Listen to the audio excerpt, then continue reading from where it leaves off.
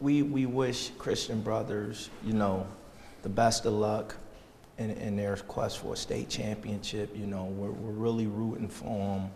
And what we're talking about here today, with the disparities that we've seen and what I believe the bias as we seen with the officiating, it's no ill will against them. We wish them good luck and we're rooting for them.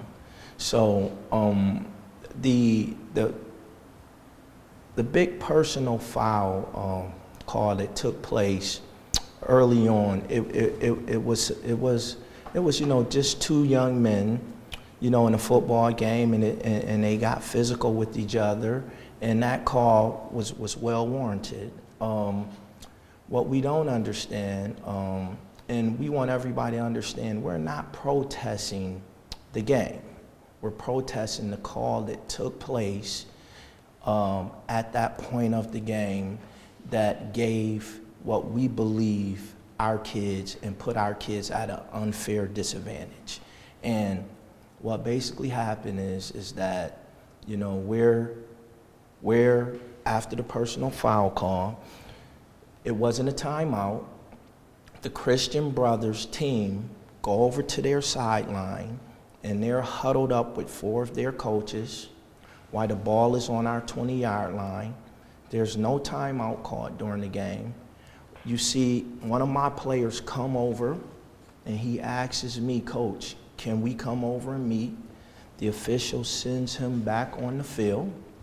When the official sends him back on the field, the Christian Brother team is still huddled up with their coaches and they're getting coached. So one of my assistant coaches walks out on the field and calls our kids over, and that's when the flag come out, and that's when Mr. House reacts, and that's what caused this whole. How do you really feel about those officials during that game? Well, you know, I kind of felt that when I walked into the stadium, you know, it was already an atmosphere in which it raised my radar, you know, but, you know, you don't at first you have to be sure, but, you know, even when at the pregame, you know, it's always it made me feel really, really bad when, you know, the officials went down and they greeted the Christian Brothers Academy coaches, shook their hand, and then I had to stop coaching my kids, and they called me over and they didn't come down to greet me. So, you know, to me, right then and there, I was like, well, you know, I'm not trying to read too much into this, but, you know, I was hoping in the back of my mind that it wasn't going to be a long day for our kids. And these players today, they see it, they can read right through this. How did they feel, and how are they feeling now? You know, we try to teach our young men here at Bennett High School all the fundamentals and basic values that make our country so great, like integrity, honesty, sportsmanship. And I just am so afraid that when they see things like this, they start to question the values that we're trying to teach them to make them into stronger men and productive members of society.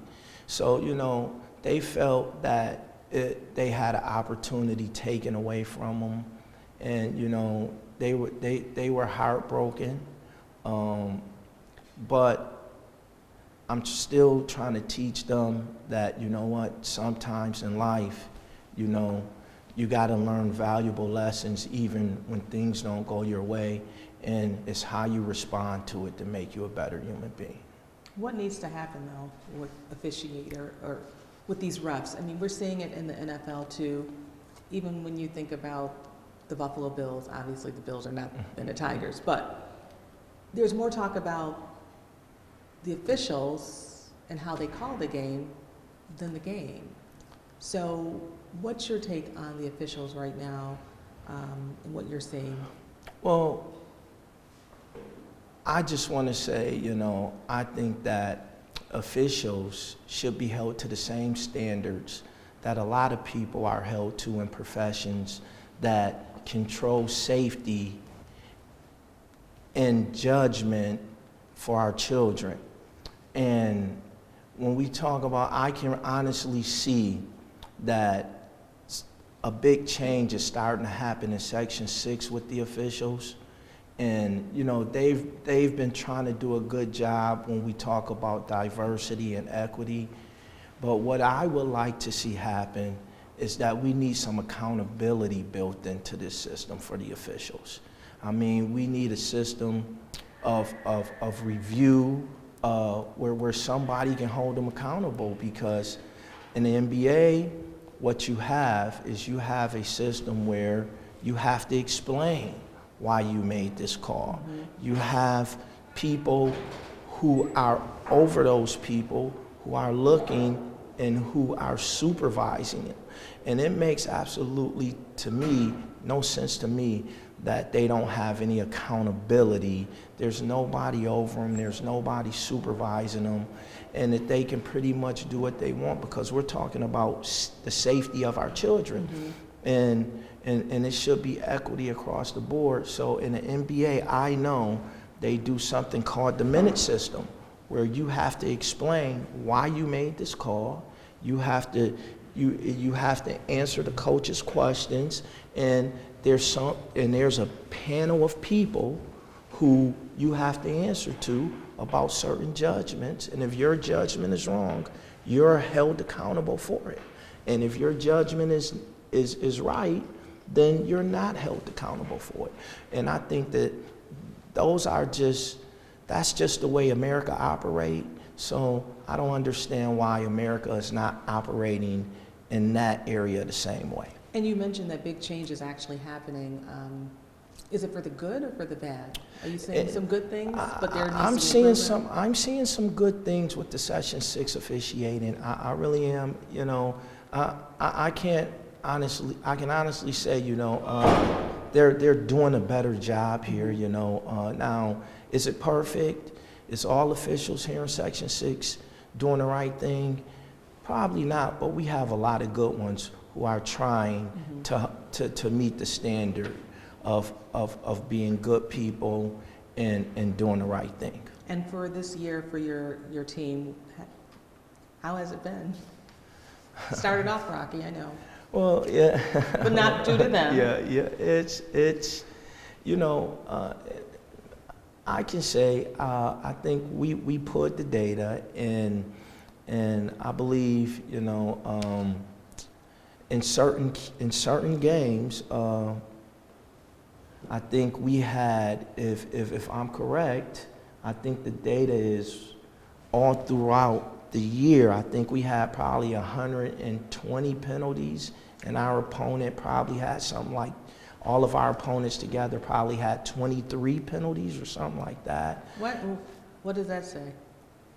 Well, does that say they're undisciplined or they're targeted? Well, I'll tell you this: it's hard for a championship team of that caliber to be an undisciplined team.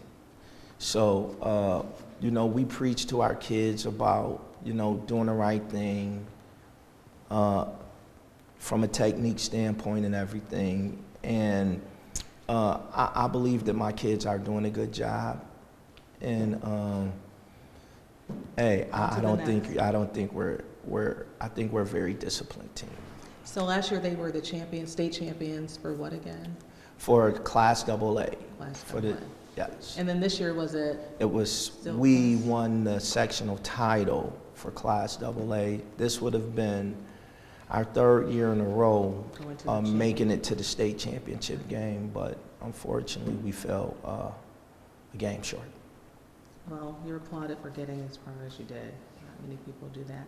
One other thing, you did have the issue with the Onondaga Police Department, and so you filed a report. I filed the report, and that was very hard for my kids, and I have a kid that plays on the team. My baby Noah plays on the team, and it's unfortunate that he had to see that, and the other kids had to see it, and my wife was sitting in the stands and she had to see it. I really don't understand how it happened. The question that I have is, how did that happen? Why did he take a beeline for me? What was he told? I didn't do anything. I'm just at a loss for words.